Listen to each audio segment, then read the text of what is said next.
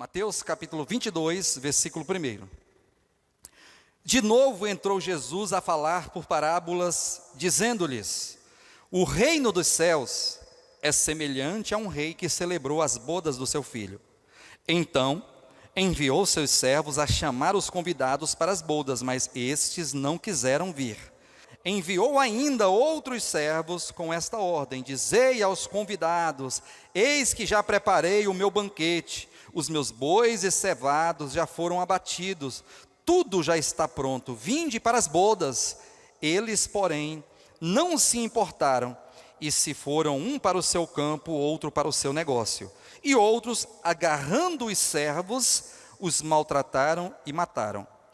O rei ficou irado e, enviando as suas tropas, exterminou aqueles assassinos e lhes incendiou a cidade.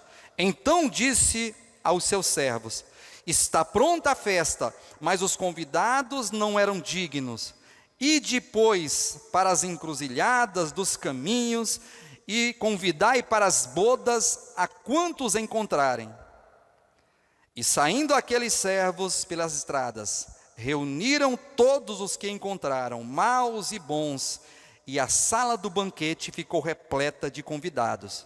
Entrando, porém, o rei, para ver os que estavam à mesa, notou ali um homem que não trazia veste nupcial, e perguntou-lhe: amigo, como entraste aqui sem veste nupcial? Ele emudeceu. Então ordenou o rei aos serventes: amarrai-o de pés e mãos, e lançai-o para fora nas trevas, ali haverá choro e ranger de dentes, porque muitos são chamados, mas poucos escolhidos. Amém, queridos? Dando continuidade à nossa série de mensagens, os mistérios do reino dos céus, nós estamos aqui hoje diante desta parábola, a parábola das bodas. E esta parábola é muito significativa, até porque estamos aqui no momento em que abordamos e refletimos na questão da experiência do reino dos céus. Nós precisamos estar atentos, todos os cristãos, verdadeiros filhos de Deus, aqueles que creem em Jesus, aqueles que confessam o nome de Jesus, aqueles que se veem como verdadeiros filhos de Deus, aqueles no qual o Espírito testifica que verdadeiramente é um filho de Deus. A todos esses é necessário perceber e buscar, questionar a própria experiência com que vivem nesta terra. Isso eu digo a todos aqueles que são cristãos, porque nós, como cristãos, precisamos ir diante de Deus com o nosso coração sincero, com a nossa fé sensível diante de Deus, com todo tipo de pretensão deixado de lado, com todo tipo de religiosidade, de hipocrisia totalmente de lado, e com os nossos corações sinceros diante de Deus, precisamos questionar a nossa vida, a nossa experiência como cristãos, porque a verdadeira experiência do cristão, ela se pauta em uma experiência com Deus. A vida cristã, ela não se pauta em outra coisa, senão uma vida com Deus, uma vida em Deus e uma vida para Deus. Por isso estamos aqui refletindo sobre os mistérios do reino dos céus, que nos faz entender e que nos leva ao entendimento da nossa experiência de reino, uma vez que todos nós, juntamente com Cristo, constituímos o reino dos céus. Todos nós que temos Deus habitando o nosso interior, habitando o nosso espírito, nós somos constituídos reino dos céus e precisamos ter a experiência do reino dos céus. E ter experiência do reino dos céus é ter experiência com Deus. Por isso, na mensagem passada, nas duas mensagens passadas, nós estivemos aqui falando sobre a parábola das 10 virgens. E os irmãos perceberam nessas duas ministrações, que essas virgens representam simbolicamente todo o povo de Deus da era cristã, que uma vez crendo em Jesus, recebendo Deus, sendo regenerados, tendo sido nascidos de Deus, saíram em uma caminhada, saíram em uma jornada rumo à segunda vinda de Cristo. Então verifique como que a parábola das 10 virgens nos situa em uma experiência com Deus, em uma caminhada de experiência de vida cristã. E o mais importante nessa parábola, o que nos chama a atenção, o ponto mais forte da mensagem da parábola das 10 virgens, é quando 5 delas foram sábias e prudentes, e ao saírem nesta caminhada, nesta vida cristã, elas tiveram uma vida cristã pautada no Espírito Santo.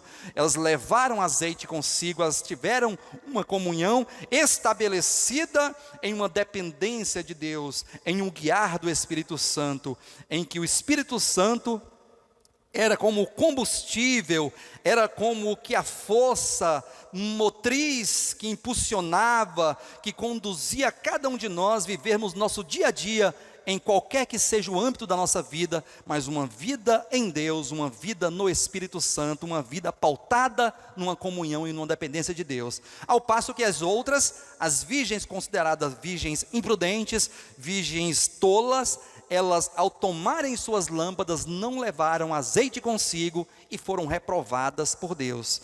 Isso é muito claro, isso demonstra de maneira muito prática que nós precisamos atentar como estamos vivendo a nossa vida cristã. Como você está vivendo a sua vida cristã? E esta parábola de hoje que nós vamos abordar, que é a parábola das bodas do Cordeiro, é uma parábola que tem o mesmo pensamento, que tem este cunho prático, este cunho de observarmos como estamos vivendo a nossa vida, uma vez que as 10 virgens de Mateus 25, elas saíram a encontrar-se com o noivo. Então pense comigo, a noiva de Cristo, que é a igreja, que somos nós, todos os membros do corpo de Cristo, que constituímos esta noiva, para o noivo que é Cristo, conforme Paulo declarou em 2 Coríntios capítulo 11, versículo 4, somos virgens que estamos sendo preparadas para um só esposo que é Cristo, tá? Então nós, saindo nesta caminhada, vivendo a vida cristã, nós assim o fazemos visando, objetivando o nosso encontro com o Senhor, no dia do encontro da noiva com o noivo. Ora, o que é o encontro da noiva com o noivo, senão o dia do casamento, o dia do encontro, que é a noite de bodas, a festa do casamento. Então veja como que a parábola das 10 virgens nos conduz a esta parábola das bodas, que fala sobre o encontro, o momento do encontro, que vai ocorrer na segunda vinda de Cristo, que vai ocorrer no momento em que os mortos que morreram em Cristo, juntamente com os vivos, vão se encontrar com Cristo e estarão então diante do seu tribunal, para que todos nós recebamos segundo o bem ou segundo o mal que tivermos feitos nesta caminhada, nesta trajetória de vida cristã.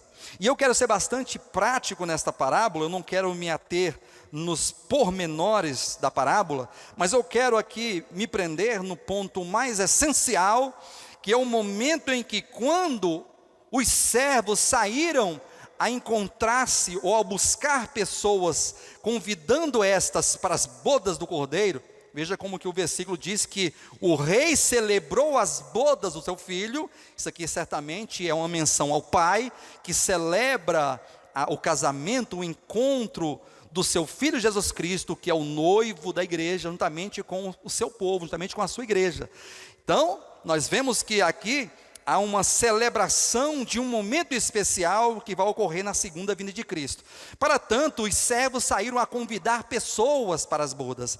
E os primeiros convidados aqui é uma menção aos judeus. Se observarem que os versículos 4, versículo 3, 4, 5, 6, até o versículo 8, o texto faz uma menção aos primeiros convidados, que são os judeus, como o texto diz ali de João capítulo 1, versículo 10, veio para o que era seu e os seus não o receberam. Olha só, como o texto é bastante claro quando diz, ele veio para o que era seu, para o reino de Israel, para os seus compatriotas, para os seus irmãos, mas eles não o receberam. Aí o texto continua de João capítulo 1, versículo 10, mas a todos quanto o receberam, deu-lhes o poder de serem feitos filhos de Deus, a saber, os que creram no seu nome. Então veja como que esse texto de João, o Evangelho, capítulo 1, versículo 10, é um texto que estabelece uma ideia de dois grupos de pessoas. O primeiro é aquele grupo que são os judeus. Jesus veio para os judeus não receberam,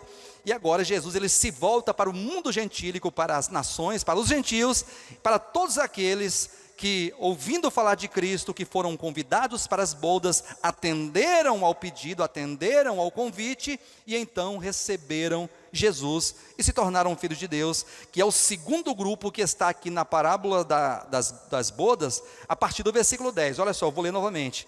E saindo aqueles servos para as estradas, o versículo 9 para trás, é o primeiro grupo que não era digno, que ouviram o convite, que o grupo que ouviu o convite, mas que não se atentaram, não quiseram ir. O versículo 10 fala de um segundo grupo, quando os servos saíram para as estradas, eles convidaram pessoas, e reuniram maus e bons, e quando eles reuniram todos esses que eles acharam pelas estradas e pelos caminhos, diz o texto que a sala do banquete ficou repleta de convidados. Amém? Aí o versículo 11 diz, atenção, entrando porém o rei para ver os que estavam à mesa, notou ali um homem que não trazia veste nupcial. Aqui é o ponto alto da parábola, aqui é o ponto forte, é o ponto de reflexão para todos nós, quando é dito que o rei entrou para ver os que estavam presentes naquele lugar, lembrando que aquele lugar é o palácio, é a casa do rei. Isso podemos verificar e perceber simbolicamente como a casa de Deus, que é a igreja. Então todos que estão no palácio são todos aqueles que, ouvindo o convite das bodas, creram em Jesus e compuseram então, ou estão compondo esta casa, estão dentro da casa, estão dentro do palácio, fazem parte da igreja, fazem parte da noiva e compõem, portanto, este grupo de pessoas que creram em Jesus, portanto são os filhos de Deus. Só que agora é dito que o rei ele entrou para olhar, para ver, para estar com aqueles que pertenciam àquele lugar, para aqueles que foram chamados, foram convidados para as bodas, para se encontrar-se com o noivo. No dia do encontro eles tiveram agora esse encontro com o noivo, no momento em que o rei se aproxima daqueles que estavam ali. E o versículo 11 diz que o rei notou um homem ali, uma pessoa que não trazia veste nupcial. E aqui eu quero considerar com vocês, passar a considerar essa situação infeliz desse servo de Deus, atenção, este homem que não trazia veste nupcial, ele foi o convidado, e ele, ao ser convidado, ele creu, ele recebeu o convite, ele estava ali, ele pertencia àquele grupo de pessoas que estavam dentro da casa, dentro do palácio. Ele pertence àquele grupo da mensagem passada, aquele grupo das virgens, tá? Não se esqueça, todas ali de Mateus 25 eram virgens, no entanto 5 eram prudentes e 5 eram tolas, tá? Então sempre esses dois grupos haverá no povo de Deus. E aqui pessoas que tinham veste nupcial e um homem que não trazia veste nupcial. E toda a estranheza do dono da casa, do rei, do noivo, a estranheza é perceber aquele homem que estava ali, esse homem é chamado de amigo. Olha só que coisa interessante, ele não é um maldito, ele não é um ateu, ele não é um incrédulo, ele não é alguém que não faz parte da verdade de Deus, que não faz parte do corpo de Cristo. Ele é aquele que é amigo de Deus, ele é amigo de Cristo, portanto é um servo de Deus. Só que agora este amigo ele foi reprovado por Cristo, porque não trazia veste nupcial. Eu quero dizer para os irmãos que veste na Bíblia nos traz aqui uma conotação, tá? Veste é como que uma figura de justiça. Sempre que a Bíblia fala, tanto no Antigo Testamento como no Novo Testamento, sempre que a Bíblia menciona o termo veste, ela se refere à justiça, a algo que deve cobrir as pessoas. Afinal de contas, nós estamos tratando tanto das 10 virgens, como dessas pessoas aqui da parábola das bodas, que estão dentro desse palácio, que é a casa do rei, que é a igreja. Todos esses são constituídos de pecadores.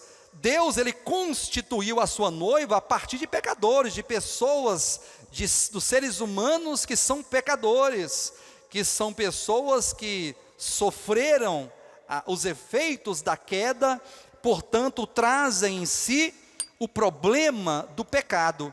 E o problema do pecado, quando o pecado entrou no mundo, constituiu os homens todos injustos, ou seja, a nudez do homem é sinônimo, é sinal de um homem destituído, desprovido de justiça. Desprovido de justiça. Isso podemos perceber de maneira muito clara, aqui em Gênesis capítulo 3, eu estou lá em Gênesis capítulo 3, no momento da queda, tá?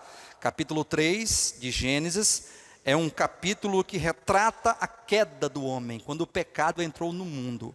E no capítulo 3, a partir do versículo 7, versículo 6 diz assim: vendo a mulher que a árvore era boa para se comer, agradável aos olhos, árvore desejável para dar entendimento, tomou-lhe do seu fruto e comeu, e também deu ao marido, e ele comeu. Versículo 7, abriram-se-lhe os olhos de ambos, e percebendo que estavam nus, atenção, no momento que eles comeram do fruto, eles abriram-se os olhos e eles perceberam que estavam nus. Então eles tiveram uma atitude, colheram ou cozeram folhas de figueira e fizeram cintas, fizeram vestes para si. Verifique como que é no momento da queda, não antes, mas é no momento em que a voz da serpente entrou na mente, entrou no coração, e eles foram iludidos por aquele falar da serpente, pelo falar do diabo, e então eles compraram a ideia e a ilusão de viver sem Deus, eles comeram, eles abstraíram para si este espírito, esse sentimento de independência de Deus, então eles se tornaram neste momento totalmente nus, e eles perceberam isso. A nudez, como eu disse agora há pouco, é símbolo, é sinal de um homem destituído, desprovido de justiça, desprovido de justiça, de modo que a maneira que eles tiveram para resolver o problema imediato de sua nudez ali, foi que eles pegaram a folha de figueira, eu acho que é uma folha bem grande, e eles então taparam a sua nudez. É como se eles tivessem feito ali algumas tangas, sei lá, uma saia, um tipo de vestimenta para cobrir aquela nudez. Isso aqui representa a atitude de um homem sem Deus, um homem que não tem justiça e procura prover para si justiça própria, justiça que procede de um coração sem Deus, justiça que procede de qualquer tipo de lei, de qualquer tipo de provisão que não seja o próprio Deus. Haja vista que a justiça que o homem pode produzir, conforme o profeta Isaías, capítulo 66, é dito que a justiça do homem, ou a nossa justiça própria, para Deus é como trapo da imundícia, é trapo da imundícia. Melhor que você pode fazer, a coisa mais justa que você pode fazer, ela para Deus é considerado um trapo de imundícia, ou aquilo que é mais podre, aquilo que é mais caído e perverso para Deus. Porque a verdadeira justiça provém de Deus, e a verdadeira justiça provém de Cristo, como a justiça, aquele que nos justifica, aquele que derramou seu sangue na cruz do Calvário para nos justificar, para nos cobrir, para prover para nós uma justiça que somente Deus pode realizar. É o que ocorreu logo em seguida à queda, no capítulo 3 de Gênesis. Atenção no versículo 21, quando é dito assim, ó: fez o Senhor Deus vestimentas de peles para Adão e sua mulher, e os vestiu. Atenção, lá no versículo 8, versículo 7, foi dito que eles perceberam o seu estado de nudez, e eles providenciaram logo uma figueira, uma folha de figueira, providenciaram uma justiça própria que Deus não aceita. Deus não quer a justiça do homem. E logo em seguida, Deus, vendo que o homem carecia de uma justiça, carecia de estar provido, justificado, Ele então imolou um cordeiro ali no Éden, conforme o versículo 21, e diz que Deus tirou a pele do cordeiro, o cordeiro foi imolado, o sangue foi derramado, e a pele do cordeiro serviu como veste de justiça para Adão e para Eva, ou seja, o homem é justificado por este cordeiro ali no Éden, que também é uma figura profética de Cristo como o Cordeiro de Deus, que tira o pecado do mundo, conforme o próprio João Batista declarou em João Evangelho, capítulo 1, versículo 29, quando ele diz: eis o Cordeiro de Deus, que tira o pecado do mundo. Portanto, veste na Bíblia representa justiça, e eu quero dizer para vocês, a partir dessa explicação minha, que a Bíblia apresenta duas vestes, ou seja, dois tipos de vestiduras.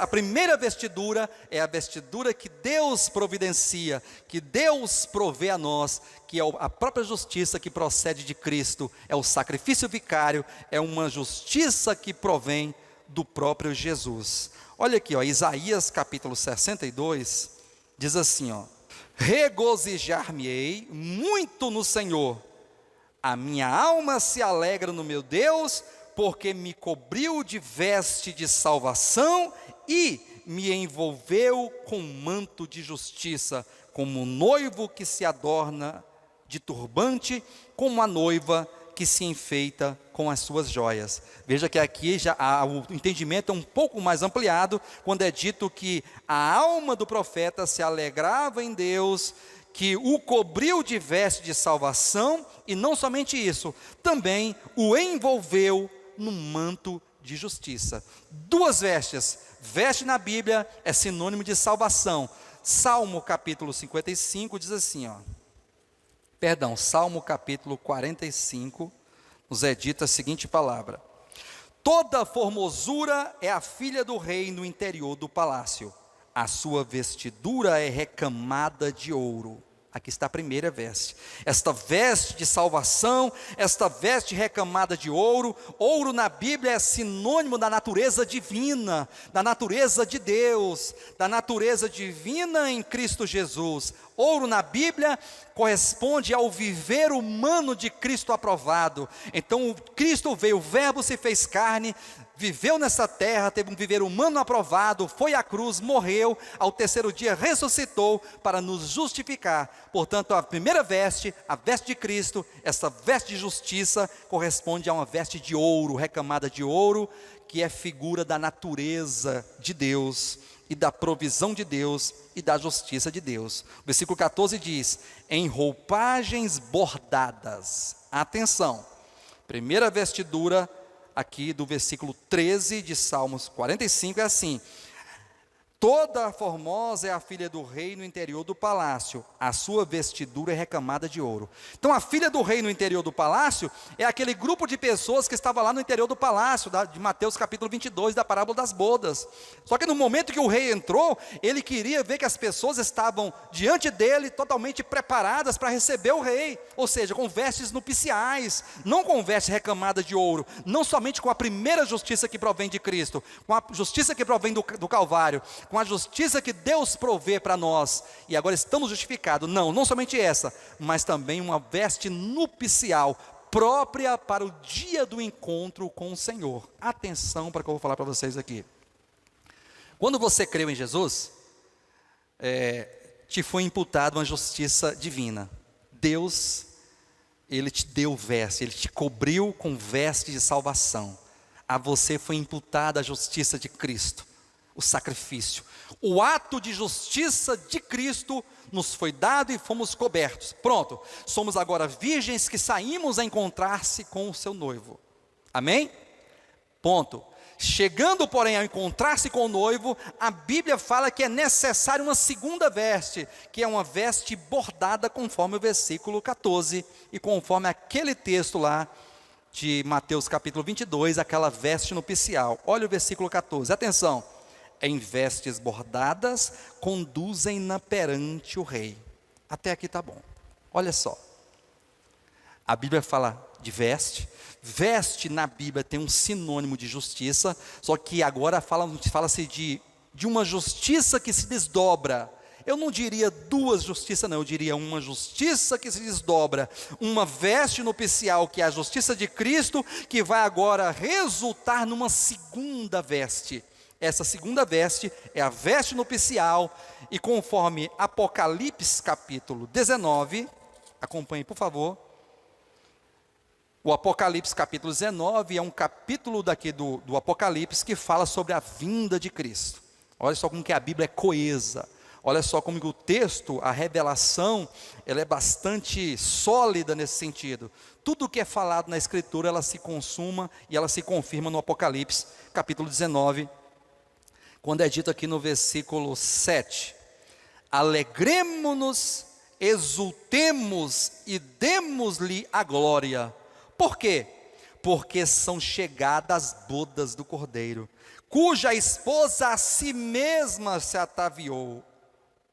Vamos meditar, atenção. Alegremo-nos e exultemos e demos-lhe a glória. Por quê? Porque são chegadas as bodas do Cordeiro. Chegou o dia do encontro. Chegou o dia do encontro da noiva com o noivo. É o dia do casamento, é a festa do casamento. É o encontro dos servos de Deus, das virgens, com o seu noivo que é Cristo. E o texto diz que ao chegar às bodas do Cordeiro, a esposa a si mesma já se ataviou. Veja que a primeira veste, que é veste de salvação, que é a justiça que provém de Cristo, que é imputada a nós pelo sacrifício de Cristo, que nós já temos esta veste, Deus providenciou. Agora o texto aqui já fala de uma segunda veste, de vestes bordadas, são vestes que a esposa se vestiu, a si mesma já se ataviou. Explicação do texto, versículo 8. Pois lhe foi dada vestir-se de linho finíssimo, resplandecente e puro.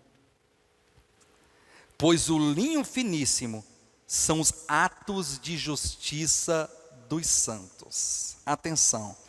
O linho finíssimo são os atos de justiça dos santos. Ao passo que a veste de salvação, a primeira veste, que é a justiça de Cristo, é o ato de justiça de Cristo. Vamos verificar isso aí. Não desmarque aí o Apocalipse 19 e vamos aqui em Romanos capítulo 5.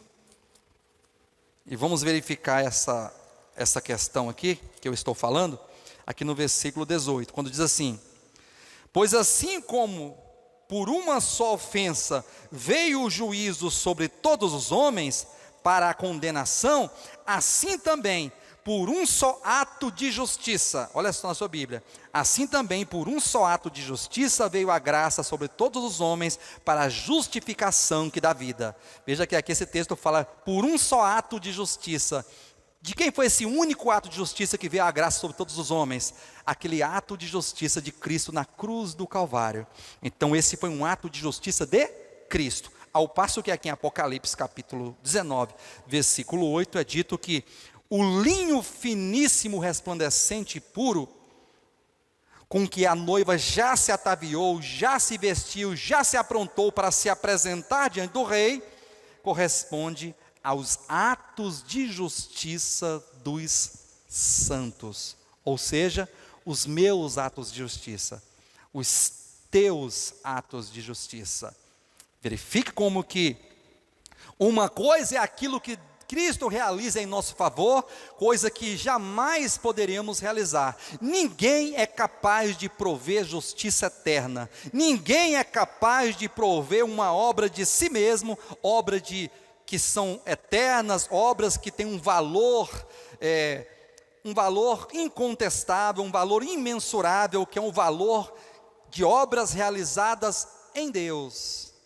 Por outro lado, nós verificamos que é possível que nessa caminhada, nessa trajetória, como as virgens saíram, tomaram as suas lâmpadas e saíram a se encontrar-se com o noivo, nessa trajetória do dia a dia, no teu dia a dia, você que está ouvindo, na tua casa, com a tua família, ao relacionamento com o teu vizinho, no teu trabalho, na escola, no trânsito, no supermercado, na fila do banco, na lotérica, no teu lazer, na tua viagem, aonde quer que você esteja vivendo, saiba, é necessário prover para você uma veste nupcial, porque no dia que nós nos encontrarmos com Cristo, vai requerer de cada um de nós, ou vai ser requerido de cada um de nós, uma veste tecida por cada um de nós. São vestes bordadas, são vestes de justiça. Atenção, como eu disse que não há duas justiças, mas uma justiça que se desdobra. Por quê? Porque a primeira veste é Cristo como justiça. Olha só o que Paulo declara em 1 Coríntios, capítulo 1, versículo 30, diz assim: mas vós sois dele em Cristo Jesus, o qual... esse pronome relativo, o qual aqui é Cristo Jesus, tá? Mas vós sois dele em Cristo Jesus, o qual, Cristo Jesus, se nos tornou da parte de Deus, sabedoria e justiça. Sabedoria e justiça e santificação e redenção. De modo que a nossa sabedoria não é a nossa inteligência própria. A nossa justiça não deve ser a justiça do nosso próprio coração e proveniente dos nossos atos caídos do velho homem. Não, a nossa santificação não é as nossas boas obras, não é aquilo que nós fazemos ou podemos fazer de maneira religiosa, como que uma norma, como que um padrão humano de preceitos, não. E também a redenção. Tudo isso, sabedoria, justiça, santificação e redenção, não constitui em coisas, mas constitui em uma pessoa. De modo que Cristo é a nossa sabedoria, amém? Cristo é a nossa justiça, Cristo é a nossa santificação e Cristo é a nossa redenção. Veja que aqui Cristo, Ele é a nossa justiça. Cristo, como Deus se fez carne, e Deus como homem, o verbo como homem vivendo nessa terra, Ele viveu uma vida justa. Jesus expressou no seu viver humano a natureza santa e justa do Pai. Ele expressou no seu viver humano, nos seus relacionamentos com pessoas, durante toda a sua vida, de aproximadamente pouco mais de 33 anos, Jesus expressou o Pai na mais cristalina resolução, ao ponto de as pessoas olharem para Cristo e perceberem Deus em Cristo. Afinal de contas, o próprio Deus estava ali, caminhando entre as pessoas. E agora esse Jesus, ele vai à cruz do Calvário, com 30 anos de idade, para realizar a sua obra, o sacrifício ao meu favor, e ao favor de todos aqueles que creram, em favor, aqueles que creram. E agora ele, morrendo na cruz, ele é sepultado, ao terceiro dia ele ressuscita, e agora ele nos propõe uma justiça que é ele mesmo. Então Cristo, com o seu viver humano aprovado, ele nos deu justiça, ele nos proveu a si mesmo. A justiça de Cristo, que é o próprio Cristo em nós, é a justiça, é um ingresso para a nossa entrada para a vida eterna. Então nós temos o passaporte para a vida eterna. Qual é o passaporte que nós temos para a vida eterna? O próprio Cristo, a própria vida de Cristo, o sacrifício de Jesus, a redenção em Cristo Jesus. É o nosso passaporte, é o nosso ingresso para a vida eterna em Cristo Jesus. Só que agora, antes da vida eterna, antes do novo céu e nova terra, ali de Apocalipse capítulo 21, nós temos um período que a Bíblia chama de 1000 anos, e é nisso que constitui toda a nossa atenção neste momento. Porque eu já sei que Deus me cobriu de veste de salvação, eu sei que eu sou justificado, e ninguém me tira essa justiça, ninguém pode me separar deste amor de Deus, do amor de Deus que está em Cristo Jesus. Nem a morte, nem a vida, nem os anjos, nem principados, nem coisas do presente, nem as do porvir, nem poderes, nem altura, nem profundidade, nem qualquer outra criatura poderá nos separar do amor de Deus que está em Cristo Jesus, nosso Senhor. Isso aqui é um fato consumado e acabou, ponto final, e não se fala mais nisso. No entanto, a Bíblia fala de um período de 1000 anos, e é justamente essas bodas do Cordeiro que vai acontecer a partir do advento, a partir da segunda vinda de Cristo, é que nós estamos olhando, porque afinal de contas saímos a encontrarmos com o noivo. Essa saída é para o encontro com o noivo.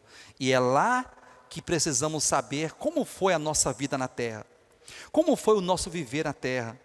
Será que você viveu na terra como um cristão totalmente alheio a Deus, alheio à vontade de Deus, totalmente despercebido da tua responsabilidade, como um cristão, como um servo de Deus, daquele que foi escolhido por Deus, foi justificado, foi chamado, e agora você recebeu de Deus a vida do próprio Deus, a vida do próprio Cristo em você? Como será o nosso encontro com o Senhor? Já parou para pensar nisso? Logo, logo os céus vão se abrir, Cristo vai vir com poder e glória, e como será esse dia para nós? Como será o nosso encontro com o Senhor ali nos ares, no tribunal de Cristo? Como aquele homem, aquele amigo de Cristo ali, estando dentro do salão, estando dentro ali à mesa no interior do palácio, ele foi abordado por Cristo e foi surpreendido. Para ele foi uma surpresa, quando foi perguntado a ele: amigo, como entrou aqui sem veste nupcial? Ou seja, para entrar na presença de Cristo, para comparecer no tribunal de Cristo, é necessário uma veste de justiça, não aquela própria que Cristo nos proveu, que é Ele mesmo, não, mas é uma veste nupcial que procede da justiça de Cristo. Cristo é justiça na minha vida, agora eu vou me utilizar desta justiça para viver por meio de Cristo, em comunhão com Cristo, para que então esse viver em Cristo e por meio de Cristo possa resultar, atenção, Cristo em mim, Cristo na minha vida, e esta comunhão com esse Jesus vai resultar em atos de justiça, em obras boas, em atos aprovados por Deus, ou conforme Paulo declarou em 1 Coríntios capítulo 3, versículo 11 e 12, obras de ouro, prata e pedras preciosas. Irmãos, a vida cristã é algo muito sério. Vida cristã não é brincadeira. Vida cristã não é questão de religiosidade. Não é questão de saber de que religião você faz parte, você é religioso, de que igreja você é, aonde você congrega, ou se você congrega. Vida cristã é vida em Deus, vida cristã é vida com Deus, vida cristã é experiência com Deus. Nós estamos falando sobre os mistérios do reino dos céus, sobre a experiência no reino, sobre o frutificar no reino dos céus. E nós, como reino dos céus, precisamos frutificar no reino e precisamos dessa experiência de reino. E que fruto é esse? Como já foi falado em várias vezes, em várias ministrações, este fruto é o próprio Deus sendo manifestado nas nossas vidas. É o brilho da glória, da luz da glória de Deus brilhando em nós. É o amor de Deus, Deus é amor, é o amor de Deus sendo manifestado em nossas vidas.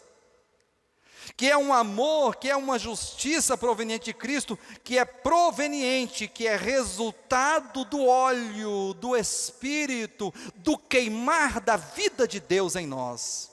Não é religiosidade.